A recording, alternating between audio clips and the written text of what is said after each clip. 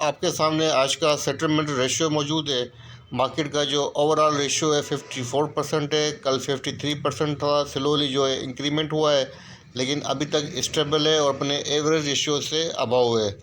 और सबसे अच्छा रेशियो मुझे नज़र आ रहा है जनाब, मार्केट के अंदर 54% TGL का नज़र आ रहा है।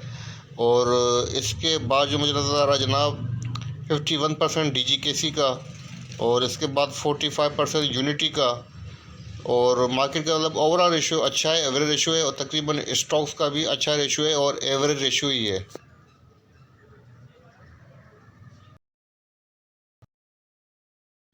अच्छा जनाब, आपके सामने आज का पोर्टफोलियो इन्वेस्टमेंट CPLP डेटा मौजूद है 3 फरवरी का। इसमें आप देख सकते हैं कि फॉरेन कॉरपोरेट्स और फॉरेन इंडिविजुअल्स की जो नेट पोजीशन है सेलिंग के ऊपर है। 0.71 US मिलियन की नेट सेलिंग है। इसके बाद हम बताता है जनाब, सेक्टर वाइज देखें तो सेक्टर वाइज इनकी पोजीशन जो सबसे ज़्यादा सेलिंग बता रही है 0.42 मिलियंस की, वो बैंक्स के अंदर है। और जो सेक्टर सेलिंग के ऊपर नहीं, बाइंग के ऊपर है, वो है 0.36 का सीमेंट सेक्टर।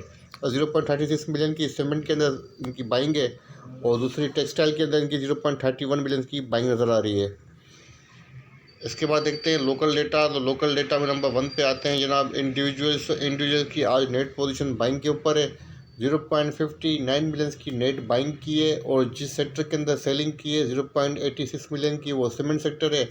टेलीकॉम सेक्टर के अंदर 0.60 मिलियन की बाइंग की है।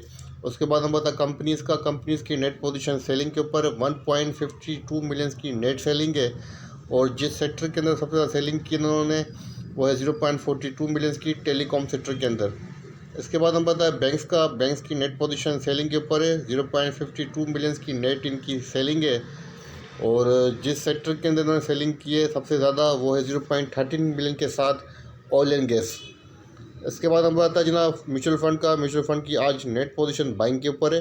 2.84 मिलियन की अच्छी बाइंग की है। और जिस सेक्टर के अंदर सबसे ज़्यादा बाइंग की है म्यूचुअल फंड ने जनाब, वो है 0.63 मिलियन के साथ सीमेंट सेक्टर। और इसके बाद हम पढ़ाता है जनाब अदर्स इंस्टीट्यूट का। तो अदर्स इंस्टीट्यूट की नेट पोजीशन सेलिंग के ऊपर है। 0.04 मिलियन की नेट सेलिंग है। इसके बाद हम बताते हैं ब्रोकर्स की नेट पोजीशन 0.49 मिलियन की नेट बाइंग है।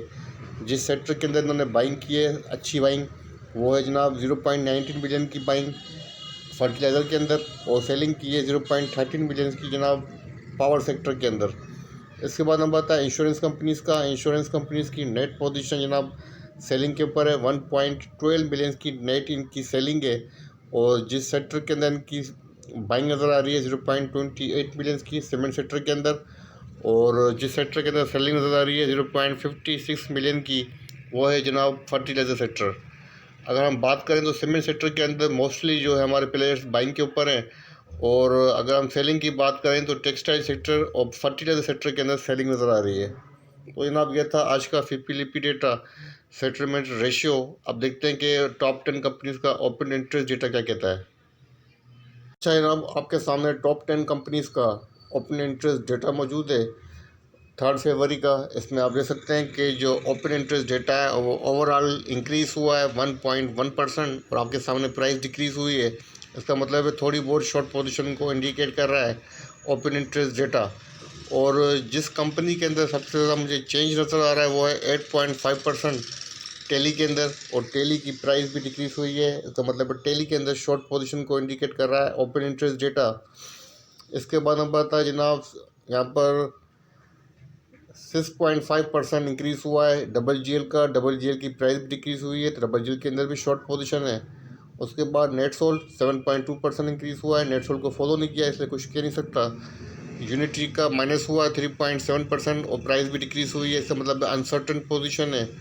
एवियन का 2.8% इंक्रीज़ हुआ है, प्राइस भी डिक्रीज़ हुई है। इसका मतलब शॉर्ट पोजीशन है। ठीक है जनाब, तो ये था open interest data, settlement ratio और CPLP डेटा। ये आपके साथ शेयर कर दिया 3 फरवरी का। वीडियो के अंदर मिस हो गया था तो अभी अपलोड कर देता हूँ ताकि जो हमारे चाहने वाले हैं, जो व्यूवर्स से देखते हैं, वो देख लें।